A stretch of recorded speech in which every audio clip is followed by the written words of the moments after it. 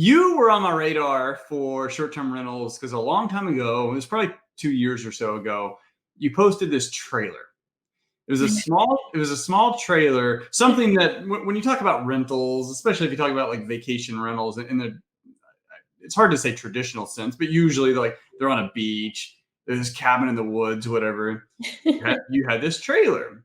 And I was like, okay, that's interesting. And then it was some time later, like you're talking about how you were just crushing it with this trailer. Uh, so I want to hear about that and how that happened. Okay. And maybe I don't know. I don't know what happened. Like, are you still doing that too? Yeah, so actually that was very much something that we had planned on doing, was turning the camper into a short-term rental. Then I actually happened to fall in love with it myself, and we did not turn that one into a short-term rental. So that might be something that you might be mixing up just a little bit. But we actually are looking to turn them into short-term rentals in the future.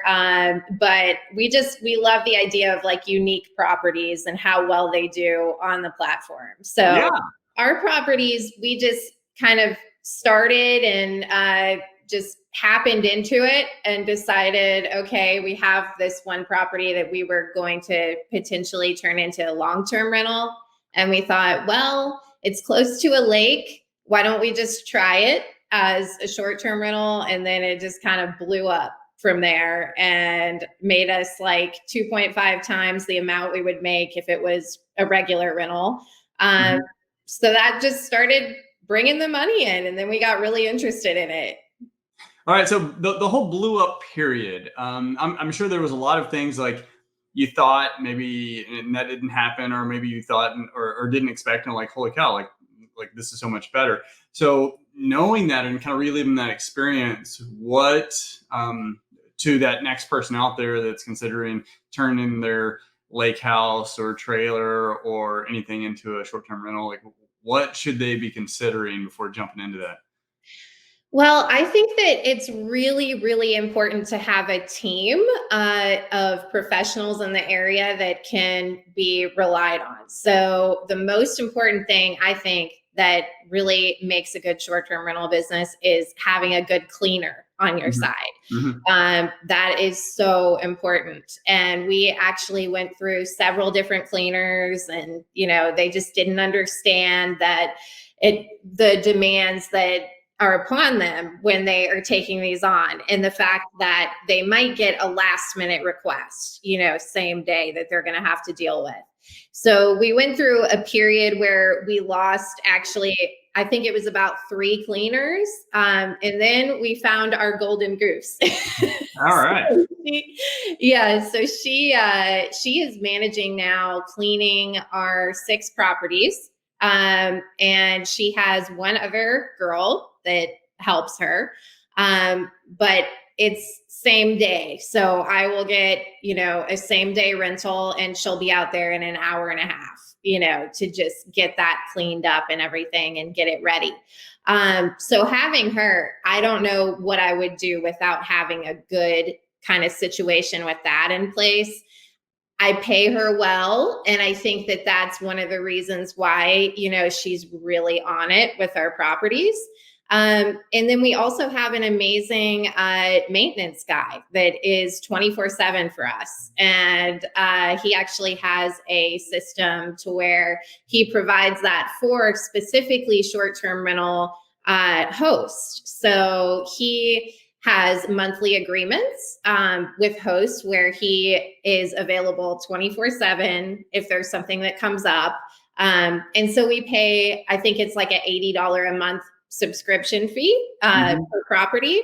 But, something comes up, if there's like a clog in the toilet, or if there's like the log box isn't working properly, or there's something wrong with one of the appliances, he's on it, and he will be over there in a period of like less than an hour. I So love that subscription fee idea. Yeah. yeah, so it's really cool. And he actually has like a different group of things that he checks each month. So he'll go in, and part of that subscription fee is basically to check everything at the Mhm. property Mhm. and say, okay, this is all in good shape, but this might need new batteries, or this might need, some upkeep done to it and everything. So we really stay on top of it that way. So I would say having a good team is the most important thing, because you kind of can get to the point where you are like, oh, I can do this. I've got this in the bag, and then you get a last minute rental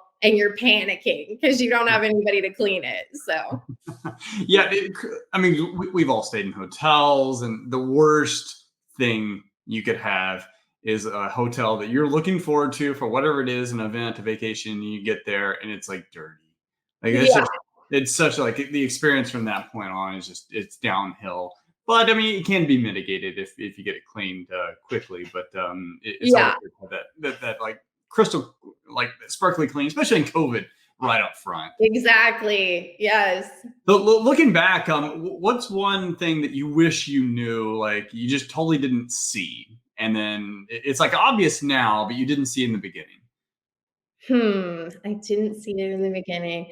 Um, I would say that just the I would probably say the importance of just every single guest and every single review. Of course, I want to provide an amazing experience for everyone, but the the impact that just one person can have on you, starting out, it's a big deal. So you want to make sure that you're on top of them and that you contact them. I contact my guests multiple times throughout this day, and we have automated messages that are sent out and everything with our system that just checks on everything with them and makes sure that they're taken care of. Because if you have one guest, and sometimes there's just haters out there, and they just book it and they want to give you a negative review. They want to find something to say negative about your place. But we've had some recovery periods that we've had to do from just that one or two reviews in the Hmm. beginning, that we have to make sure that we get 5 stars, 5 stars, 5 stars in order to get to back to a good place and Yeah. everything. So I would say don't jump into it because you're super excited and ready to go. Make sure that you have those systems in place to where if something does come up that you need like a maintenance person for, or you need a last minute cleaning, that you have that system down. It's really easy to get like excited and want to jump in the beginning, and you might not have all of your ducks in a row. And Yeah. I'm that type of person too. So Do you think? Do you think? And maybe we'll do this last thought. With the systems you have now, and the communication, the touch points throughout their experience, from booking to vacating, do you think some of those, not just the the bitter betties, but so you think some of those less than 5 stars could have potentially been mitigated with just better communication that you just weren't doing in the beginning? I do. Yeah, I do. And I am really big on communication. But I also am, like I said, a very like high D personality, if people know the disc profile. So I'm like, go, go, go. Like I Yeah. want to get it up, get it going. And so I have slowed down a little bit to the point where I really, all of my communication ratings are like 5 stars across Mhm. the board. Because that is one of definitely the most important things that you can do. And then that leads to you getting repeat guests, which is also really great because then they will tell everybody about it. Yeah, yeah, but yeah, the repeat guests, but like you said, tell everyone about it. The referrals, a lot of which you probably don't even know about. It's just they told their cousin or best friend or sister, they're like, hey, you gotta check this place out. Yeah, So yeah, for cool, sure. cool. All right, hey Bianca, that was so much fun. Look forward to having you again. Yeah, thanks, guys. Thanks, Bianca. Great Take care. info.